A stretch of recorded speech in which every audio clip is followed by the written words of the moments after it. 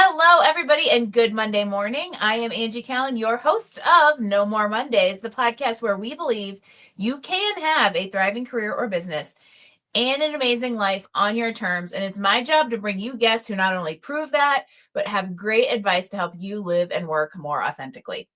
And if you know me or you've listened to this show at least once, you know there are two things I love more than just about everything else, and that is authenticity and living up to your potential.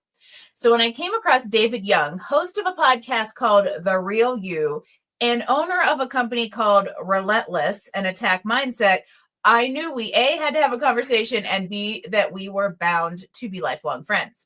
For most of his adult life, David played it safe until an unexpected moment in his driveway changed everything, and he realized that all the words of encouragement he was giving his kid were things he needed to say to himself. So today, David has taken that story, spun it around, and is helping adults everywhere learn what it means to become the real you. And you're in for a real treat because we're digging into the deep stuff today. I hope you are ready to break out of the fear, shift your mindset, and change your life in ways that have nothing to do with algorithms and job titles. So David Young, let's do this. Welcome to No More Mondays. Thanks, Angie. I'm not sure I can live up to that intro, but I will do my best. Thank you. I have the need to. The times I hear that are often, and so I will take it as a compliment. I think it is my resume writing background that just has to, we just go right in there from the beginning. Hit the high notes right from the get-go. Love it. But do not limit yourself, Mr. Fearless. And I want to go back a step because I mentioned in the intro this driveway moment that was quite literally seems like it was an aha to you. I want to hear a little bit more about it and why it hit so hard.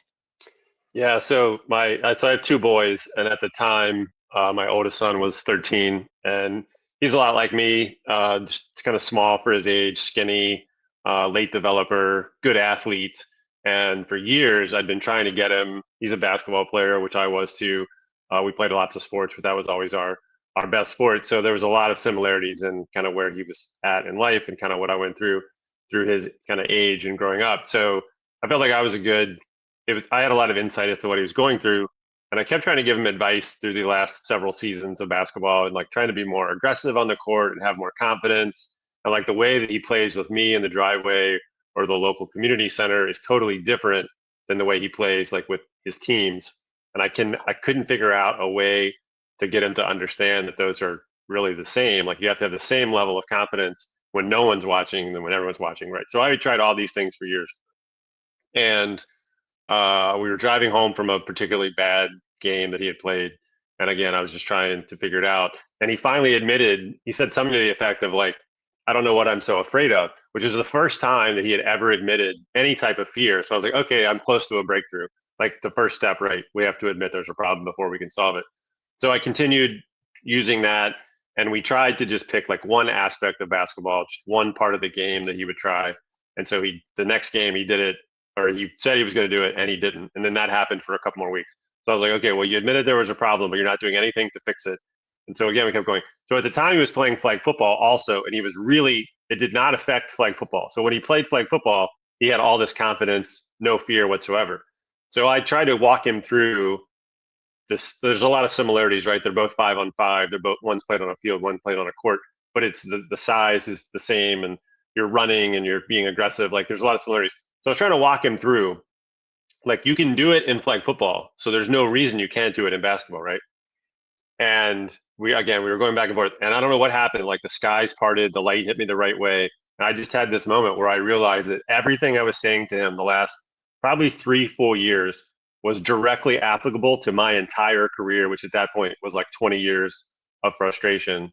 And I knew I had to do something different. Like I had tried career coaches and therapists, and I'd read like 70 self-help books. Like I tried all the traditional stuff, and they all helped to a certain point, but nothing really made a huge impact. And so in that moment, I was like, oh, like I have to take my own advice. Like I have to stop just telling him that, and I actually have to do something for myself. Otherwise, I'm just being a hypocrite.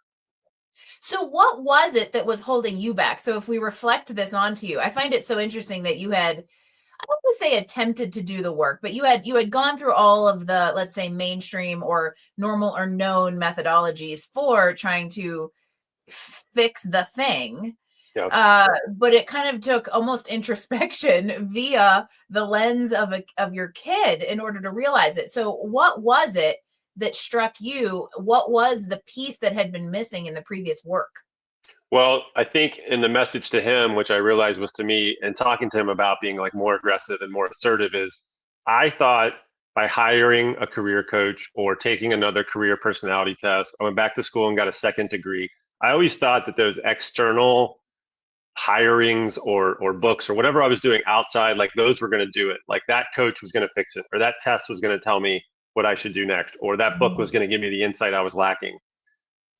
I didn't realize, or maybe I did, but I didn't do enough work. Like those are just tools. Those are helpful guides and tools, but I still had to do it. Like no coach was going to give me the answer. No book. There's no book that's going to tell me like, oh, you should just do this. Like I have to take that information, but I have to apply it. Like I wasn't being assertive and aggressive in my career. I kept waiting for one of those external changes or some boss to recognize my potential or a new company or a new industry. I always thought these external changes or whatever, like one of those would be it, right? But I had been doing that for, again, close to 20 years and nothing had really changed. So I was like, oh, well, I can't keep doing that same thing, or I'm just going to keep kicking the can down the road for another 20 years and then I'll retire and then soon I'll be dead. So this is not a great, it's not a great future. So I had to do something for me that like I was in charge of.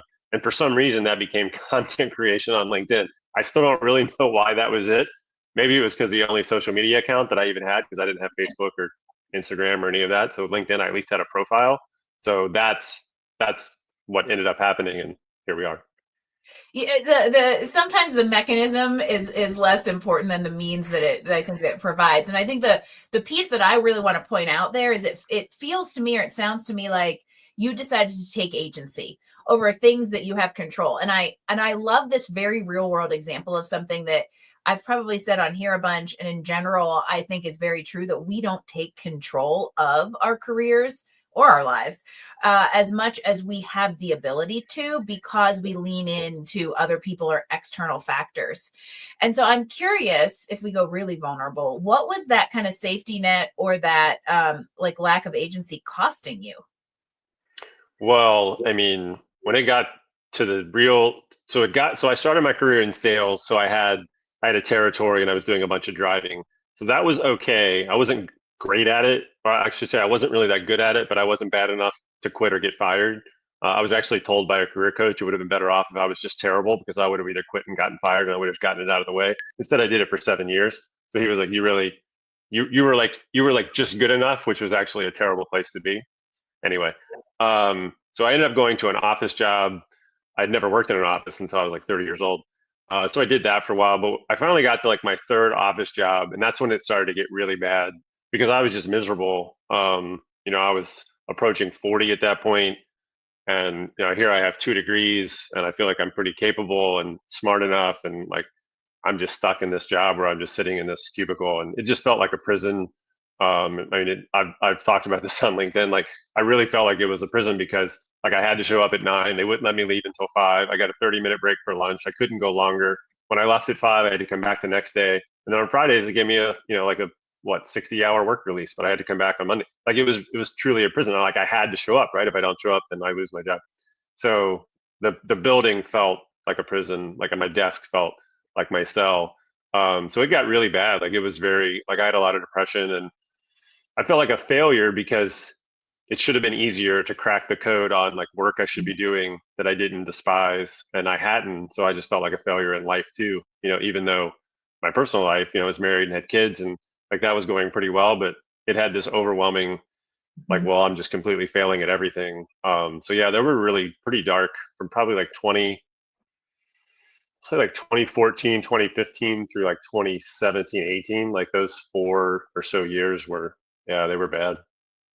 I think we often discount how significant career satisfaction or lack thereof is to our overall well-being, Mhm. because we do it just as much, if not more, than anything else in life, including sleep. And it is a relationship just like our romantic ones and our partnership ones, usually involving more complexity and more people. And so it really can take its toll. And so this is one of those outside everything looked great, but inside is a big old mess because there was this, somebody called that a career tumbleweed one day to me. And I was like, that is such a perfect way to put it, that I just kind of like kept, do we say failing forward, or just kind of kept going to the next thing in this idea of finding external validation in seeking something that was actually inside the whole time. You just kind of had to tap into it and give yourself permission. So I'm curious, what would 2016 David say to 2025 David? Yeah, I mean, I would say it to myself at that time. I'd say it to anyone, is just putting yourself out there. Like whatever it is you're thinking about doing, like you're like, I want to do this or I want to try this. It doesn't matter what it is, and it doesn't necessarily have to be like a career or a business. That's what it kind of ended up being for me. But it might just be a side project or a hobby. Maybe you want to get on stage and speak. Like I'd always wanted to do stand-up comedy. I ended up doing it last fall for 6 minutes.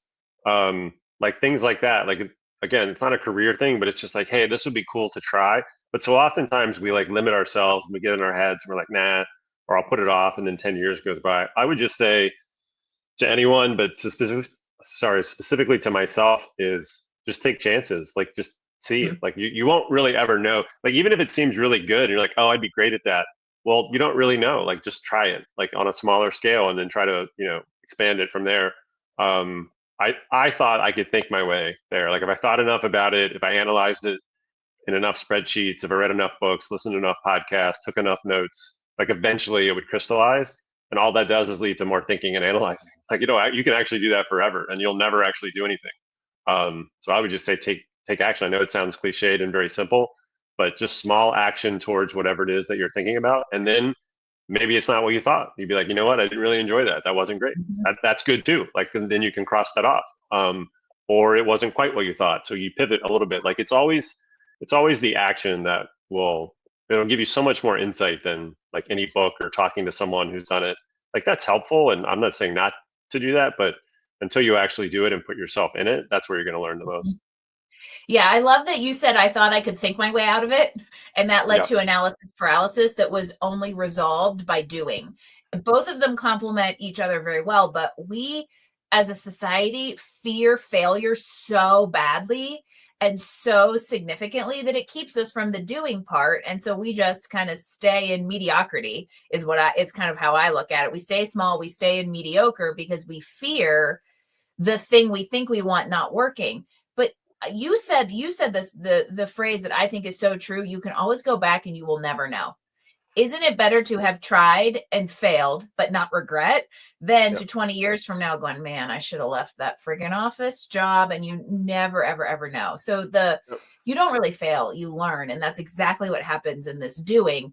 And in the doing, the mindset piece really starts to shift, which is kind of this next thing I want to dig into a little bit, because that's that idea of like we is seeking external validation when really you needed to look inward. So talk to me a little bit more about how the mindset started to shift and how that fear kind of started to transition into relentlessness as you started doing.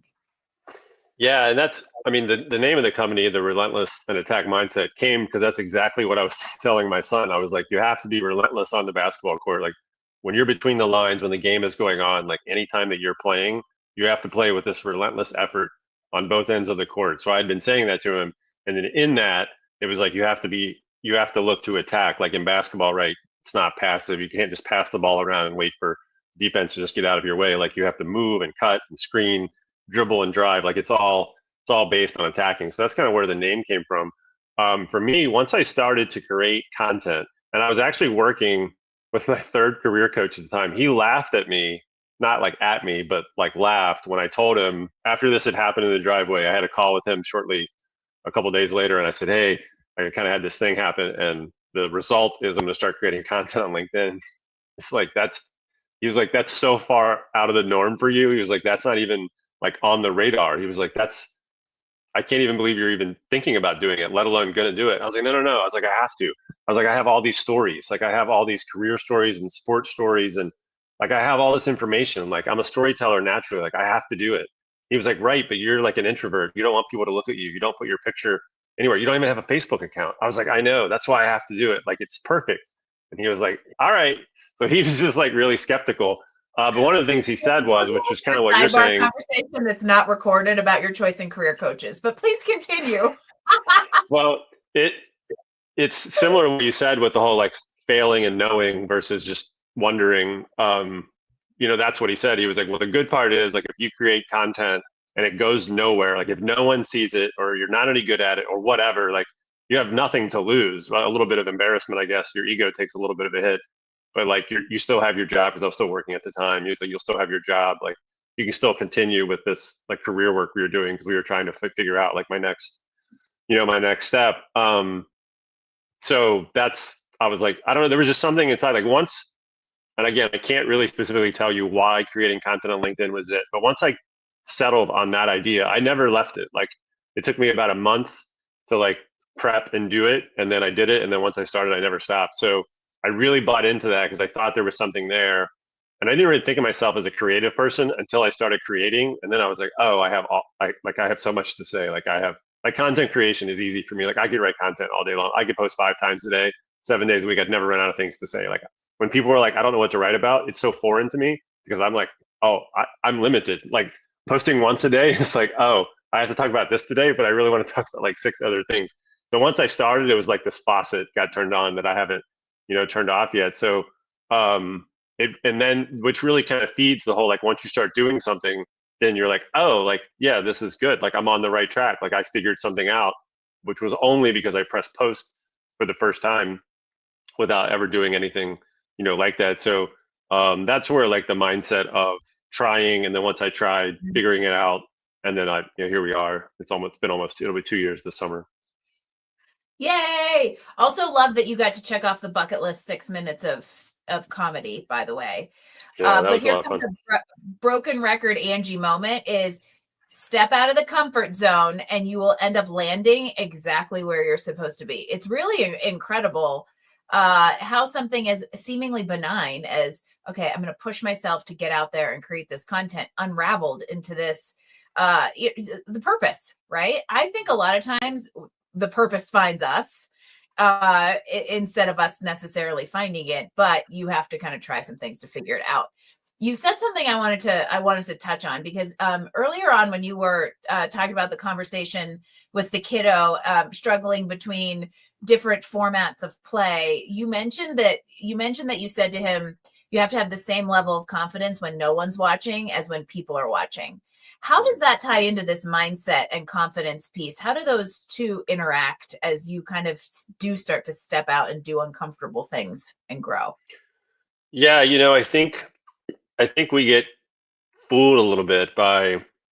I tell them this a lot, even now. I'm like, you have to practice the way that you play because, especially as a kid, maybe it's a little different as an adult when you have a little bit more frame of reference and cognitive maturity. But you have to believe what you're doing while you're practicing and doing it, so that it shows up when you need it. So you can't just go through the motions. That's what I tell them all the time. Like, you can't go through the motions. Like even he does some like training. It's not official. It's not like a team. It's just like individual training with a group. I'm like, you have to go through those drills, and some of those drills are very basic for him. Like he's almost 16 now, and he has a lot of skill, but they're very basic drills. I'm like, you have to go through that drill as hard as you can. Like I know that sounds nuts because you're like, well, that's so easy for me. I was like, but you have to train your brain and your body to go that hard when there's someone guarding you who's better than you, right? So if you go through the motions when it's easy, there's no way you can up level and be like, oh, well now I have to try 8 times harder because this kid's really good. I'm like, you go that hard all the time, then going that hard against a better defender is natural. So it's the same principle. Like no matter what you're doing, like you have to go through it. Like when I was rehearsing for the stand up, I mean, when I practiced that a lot. Like I had a microphone in my hand and I was standing on like the landing like of my stairs so that I would be elevated a little bit because I had no real way to mimic like a stage. And I'd never really, I mean, I've been on stages, but not like that. So that was the way that I practiced it because when I took the stage at the comedy club, like I knew I was going to have a mic and be standing. So like that was a way to practice it in a way that was similar to the way I was going to do it. And I timed it. Like I knew exactly what to say to hit the 6 minutes, like all that kind of stuff. So the way that you prepare and practice, like Mm-hmm. mentally and physically, will carry over. So if you're just like half-assing it, or you're like, oh, I'll just do it this way now, but when it really matters, like I'll try. like I think it's really hard to do unless you're just a really like advanced or it's something you've done like a lot where you're like, okay, I'm that good, I can just turn it on. Then you can do it. But most of the things you're trying are newer, so that's not really the Mhm. case. So you have to really have that mindset of I'm going to attack this in my practice so that when I have to do it for real, like it's a lot easier and I have a lot more confidence. It takes 10,000 hours to get to outlier status, which is when it's all just, Yeah, second nature. And until you get to that point, the word conditioning applies outside of the gym. yeah, And so we have to condition ourselves, whether it is from a confidence or a step out of your comfort zone kind of thing, or whether it's in a skill. But I find that when you do that, and like what's that book, The Hard Thing About Hard Things, things yeah. get easier, right? The first couple times, how much easier is content creation now than the first time you had to click post, right? Oh yeah, 100%. Um, and I guess I'm curious what's like kind of surprised you in this journey. So, who are you becoming now that you have this kind of more authentic, real you, and what have been some of the surprising moments along the way? I mean, the vast diversity of people that I've met was surprising. It's kind of one of those where like we live when you just show up, you live in your town, you drive to your office, you go to work and you come home, right? The people that you interact with is so small, right? Your coworkers, your partner, your neighbors, you have friends that live in the area, whatever, like it's a microscopic fraction of what's out there, right? So after not really spending any time online, because I didn't do Facebook and all that type of stuff, it was so eye-opening because I've met people. I think I've had calls. I think I'm up to like 16 or 17 different countries now. And I've lost track of the number of Zoom calls in total, but like just meeting all these people from all over the world who are also, smart and driven and creative and energetic and trying to build something, but it also had like similar struggles in life too. Like it was really eye-opening. Obviously the world is smaller than we think because of the internet, but seeing this just like these diverse people that I've met and some that I've met several times and have a relationship with was really like I would not have predicted that when I got started that would have happened. And that's just the power of putting yourself out there and building relationships and being consistent and commenting and getting in DMs and having Zoom calls with people with no agenda. Like you're not selling anything. You're not, it's nothing like that. You're just literally trying to get to know them and their background and that type of stuff. That was really beneficial for me. I think the biggest thing I've learned is that now that I've done this, like I feel like I can do anything. Like before, I almost flipped it, right? Like before, I was scared to try almost anything. It's like, ooh, I don't know. Now that I've done this and it's kind of gone the way that it's gone in a relatively short period of time, now I don't think there's anything other than maybe handling like a snake. I don't think I would do that. And I rode that ski lift over last week, and that was terrifying. I wouldn't do that again. So we'll scratch those two things. There's probably a couple more if I thought about it, but other than those two and plus the others, like I think I would try like almost anything. Like if you said to me like tomorrow I have to get in front of like 20,000 people and like where the Pacers play, like I would do it. Like I'd be nervous and I wouldn't have a lot of time to prep, but like I'd be like, all right, I'll get out there and say I'll figure something out. How long you need me to talk? Whereas like before it would have been like, oh, there's no way. Forget it. Like I Oh, need I need like 2 months and I need to practice like 1,000 times and I need to record it and video it and like all this stuff. And then I probably would figure out a way to get out of it. Whereas now I'd be like, oh yeah, fine, sure, I'll do it. it kind of almost becomes a little bit of in a healthy way, an addiction, right? Like Yeah, once you can rip the Band-Aid off and realize that you can do hard things and you can learn new things and you can fail without the biggest catastrophe you make up in your mind becoming the reality, yeah, you then are like, okay, well now I'm like, I don't say invincible because mine is this squirrel suit, would never ever in a million years jump out of a plane in one of those freaking squirrel suits. No. That's my snake. But in general, when it comes to like either business or intellectual things, you start to kind of almost crave.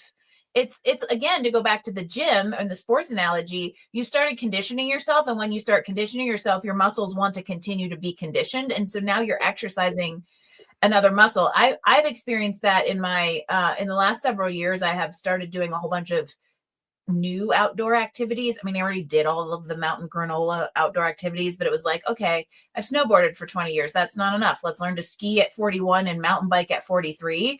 And it's amazing what you can, what you can do. And then how confident it builds, the confidence it builds in other parts of life. So I love this so much. So let's stop talking about how wonderful we are and how we've overcome the fear barrier and start encouraging others out there to do it. So there's at least one person out there going, oh crap, I'm a career tumbleweed.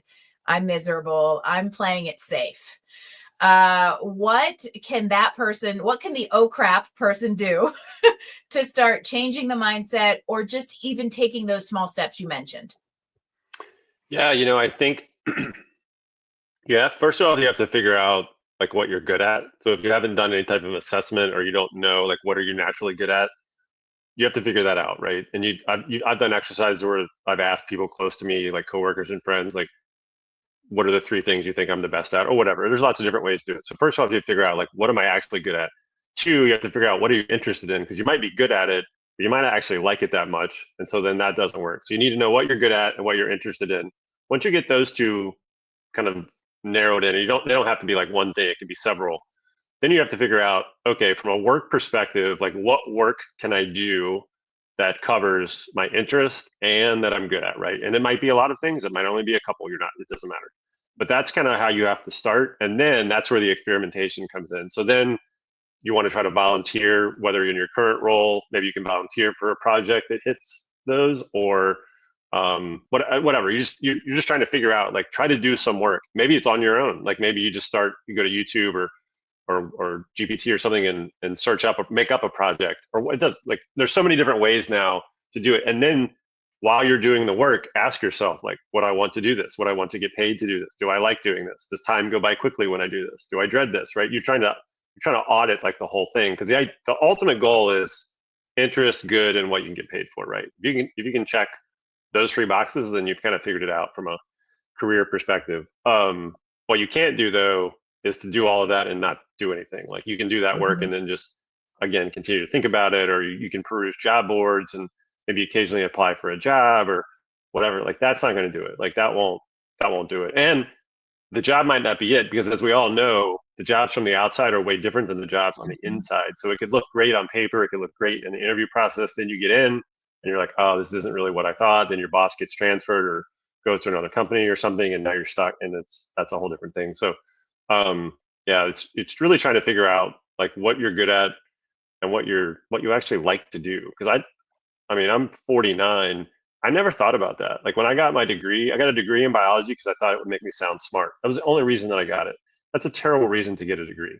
I mean, I was good at math and science, so like it kind of made sense, but it was like, what am I going to do with a biology degree? Like I wasn't going to go to med school. I didn't want to be a pharmacist. Like it made no sense. But I was like, well, it'll look good on a resume. Like, because everybody was majoring in, communications or just general business or finance.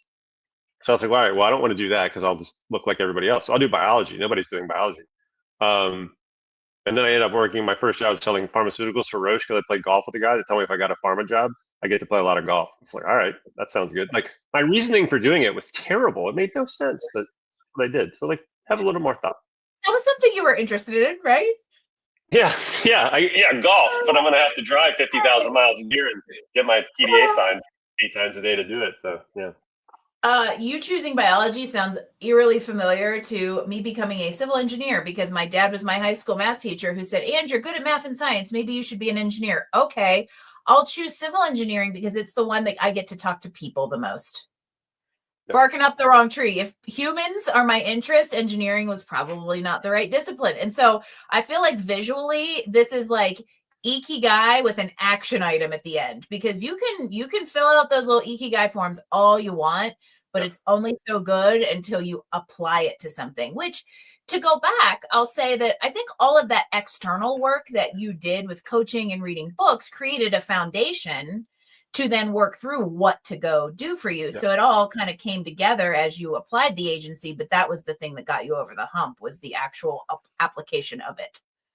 Yeah, it wasn't a waste. I don't want to knock the books and the coaching. Like I learned something from all the people that I worked with, and most of the books and stuff. And I took notes and I listened to podcasts and stuff. So yeah, it definitely added like you said, to the base, to the foundation. It gave me knowledge, but I did it for way too long because I kept thinking that one of those was going to eventually like push me over the edge and like do it for me instead of like I'm acquiring this knowledge, but I really have to apply and actually go try something. Like that's what I needed to do and learn like much earlier. But also again, with my age and like when I grew up, like starting a business was foreign to me. Like Yep. even like I didn't think of it. I thought I always had to work, like in terms of like a 9 to 5. Like I just Mhm. thought I had needed like a W-2 job because it was so societally, I was so societally programmed to do it. That's all I saw growing up. And like, well, so so all my thought was like, well, this all has to lead to just another job. Like that was always the focus of like everything. And then all of a sudden when I took this journey, then it was like really eye-opening because it was like, oh, Mhm. I could just work for myself. Like that's way better because I never liked having a boss. I never needed a boss. I had all this internal and external motivation. So I never needed anyone to like ask me what I was doing or like motivate me. Like I had all that in spades. So like now I don't have to worry about that. It's just such a better fit. I always say they never taught entrepreneurship in Podunkville, Pennsylvania. They don't teach it. Yeah. I don't even know if now it's taught as much, but it has become such a more accepted and viable career track. Because Yeah. I felt the same, I teacher's house, I grew up in a teacher's house. My dad worked for the same school. My grandfather worked for the same company for 30 years. It was societal and generationally still Mhm. expected in the late 90s, early 2000s that you were going to go do the same job. Maybe you would change employers once. Yeah. Ooh. Correct. And then I think the recession, along with millennials coming in and technology, really just started to change those possibilities. And, for those of you out there that don't aspire to entrepreneurship, there are other ways to be, you can be satisfied in your work if you study and take the chance to find the right ecosystem and the Mhm. right kind of application. But you've got to get out there and figure out what it is. You don't have to accept your present circumstances as the only reality that you can have. And that's the big message that I think we have in this, like, relentlessness and be the real you. Yeah. um so I'm curious, I guess, in this new foundation that you have, how do you keep yourself from slipping back into safeville? Um, my wife does that for me, so I don't have to do it. Uh, she's she's still the steady paycheck would be really nice. This like fluctuating like monthly revenue is like it's not great. Wouldn't it be so nice just to have that paycheck? So I let her do that. I don't think that I won't say I'll never go back. I mean, I can't predict the future, but I think it would take a very unique set of circumstances for me to consider doing it because now I mean I quit February of 24, so I'm about month 14 of not working for a company. And the farther I get away from it, then like the more it feels like I wouldn't want to do that again. So again, never say never, but um, I don't I didn't fit in. Like when I look back at the companies, like I was the outlier. Like I thought it all was weird. Like I thought having a manager was weird. I thought manager one-to-ones were weird. I thought end of year performance reviews were one of the great wastes of time, like in civilization. They were so dumb. I mean, like what a waste of time. And the all hands company meetings, like what are we doing with those? Like how many catchphrases can we cram into 45 minutes? Like I just thought this is such a waste. But I was the outlier. Like I was one of the few that thought that everybody loved them. Like they thought it was great. They thought having a one-on-one with their manager every week was great. I thought it was stupid. So as I look back on it, it was like I was the one that didn't fit. Like I shouldn't have been there. So Yeah. now I don't think that. Well, and it takes a lot to admit that about yourself, of like, Yeah. it's not them, it's me. Yeah. That goes back to, 101 with the kiddo in the driveway. Got to admit there's a problem first. Right. Uh, and then you can attack it. And I'll tell you yes, entrepreneurship also becomes an addiction. I'll tell you, the longer that you're in it, and having a supportive spouse is another show I could record, because I think that that's huge. And it's funny, my husband about 4 or 5 days ago asked me the question of, and he has never, 7 years, 7.5 years, and we have never had the conversation of, what would it take for you to go back to the corporate world? And I basically rattled through a bunch of requirements that essentially render it never going to happen. It was like, Pay me $1 million a year, fully remote, at least 4 weeks of vacation. I was like, it's never ever going to happen. So there you go, corporate America. That's what you need to get Angie on your team. So speaking That's of funny. teams, how do we find you, the content work you're doing, the podcast? How can people kind of follow along with both your resources and your journey? Yeah, LinkedIn's the place where I'm live the most. That's just I have a common name, David Young. So if you just throw MBA behind it, I'm the first one that shows up. If you just search David Young, I've never done that, but I'm guessing there's a whole bunch of us. Um, I do have a website, davidjyoung.me. I don't promote that a lot. I don't send people there, but it does exist. It does live. But LinkedIn's the best place to find me. And then the podcast, you can find it. It's a little hard to find because it's still relatively new. It's about a year old. It's called The Real You. I stole that from the Who's The Real Me, which I would have named it, but I figured they probably wouldn't like that, and they wouldn't like if I used John Entwistle's bass line. So I don't have any Don't get music, fooled and I call again. it The Real You. What's that? Don't get fooled again. Exactly. Yeah, I don't want Roger or Pete coming after me. Yeah. But that's kind of the idea was, and what we've talked about, right? Like I wore a lot of masks, and I felt like I was a different person. Like my parents are divorced, so like different sides of the family, I was different, and then obviously I was different at work with my friends, with my wife. Like I was like a different person in all these different phases. So the real you is really like A and O to the who, but it's like really trying to be the truest version of yourself. And I think as we get older and we mature and we don't care quite as much about like what people think, and we're not trying to impress people, and like all the social stuff kind of goes away a little bit. I feel like we kind of move towards closer to like who we are, and then we can kind of be ourselves, and we can be more of ourselves in more situations. And that was kind of the idea. And I love I also love the Who. I'm a huge classic rock fan, and classic rock, just so you all know, was not made in the 90s, people. Heard Pearl Jam on a classic rock station the other day and about had a coronary. But I love the inspiration for it, both from the musical background, but also this idea of you shouldn't have to be someone different at work, at home, and with your friends. You should be able to integrate all of that. And you have permission, and you owe it to yourself and your short life on this planet to figure out how to integrate all of that stuff for a more fulfilling, but also kind of more energizing existence. Yeah. Because I bet you, David, if we looked at energy wise, you have to have so much more energy for things now and like zeal than when everything was completely zapping it because everything was fighting against each other. Oh, 100%. There's a book called Designing Your Life. I read that like 2017, and one of the things in that book they had you do with your current job was an energy audit, and I did it pretty thoroughly as the way they described it, and it was like 98% draining and 2% giving. So That is no way to yeah. live. Also, that book is back there somewhere. That's what I was looking for. And so I think this is I think you probably have a bookshelf that looks like this. And I bet you half of what you read is on this shelf. Yeah. And I think this is a great time to just give one little last piece of encouragement to somebody out there who's stuck, who is where you were 5 years ago. What is that little message that you kind of want to leave everyone with today? I would say just pick something that you've always been thinking about, that you've in the back of your mind or in your soul or wherever it lives, and you're like, I would really like to do X. Whatever it is, does not have to be career. Could be fun, could be serious. Doesn't matter. You're just like somewhere inside of you. You're like, I want to write a poem. I want to take this class. I want to learn an instrument. I want to travel somewhere. I want to bake cookies. It truly does not matter, but there's something that you've never tried that you're like, I would like to do that. I think I would be good at that, or I think I would enjoy that, or I would like to see if I'm good at that. It doesn't matter. Whatever that one little thing is, just do it. Like register for the class, buy the ingredients, sign up, book a ticket. It doesn't matter. Just do it. Just do it. Don't wait. Just do it. Just do it.